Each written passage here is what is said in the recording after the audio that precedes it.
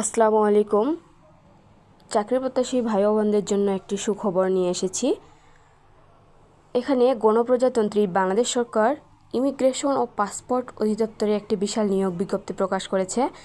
আপনারা এসএসসি ও এইচএসসি পাশেই বাংলাদেশের যে কোনো জেলা থেকে এই বিজ্ঞপ্তিটিতে আবেদন করতে পারবেন। এখানে প্রথমে তো রয়েছে শীট লিপিকার কাম কম্পিউটার অপারেটর। এখানে পদের সংখ্যা একটি। শিক্ষাগত যোগ্যতা কোনো স্বীকৃত বিশ্ববিদ্যালয় হতে অনূন দ্বিতীয় শ্রেণী বা সমমানের সিজিপিএতে স্নাতক থাকতে হবে।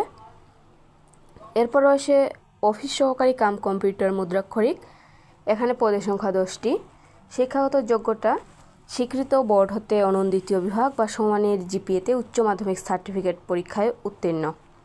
এরপর রয়েছে এখানে 3 নম্বরে অ্যাসিস্ট্যান্ট অ্যাকাউন্ট্যান্ট, পদের সংখ্যা 9টি।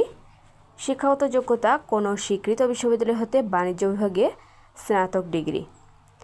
এরপর রয়েছে রেকর্ড কিপার। এখানে পদের সংখ্যা 2টি। শিক্ষাগত যোগ্যতা কোনো স্বীকৃত বিশ্ববিদ্যালয় হতে অনূন স্নাতক বা সমমানের ডিগ্রি। এরপর আমরা দেখতে পাচ্ছি 5 নম্বরে এখানে রয়েছে ডাটা এন্ট্রি বা কন্ট্রোল অপারেটর। এখানে পদের সংখ্যা মোট 4টি। শিক্ষাগত যোগ্যতা কোনো স্বীকৃত বোর্ড হতে উচ্চ মাধ্যমিক সার্টিফিকেট বা সমান পরীক্ষায় উত্তীর্ণ। এরপর রয়েছে ক্যাশ সরকার, পদের সংখ্যা 1টি।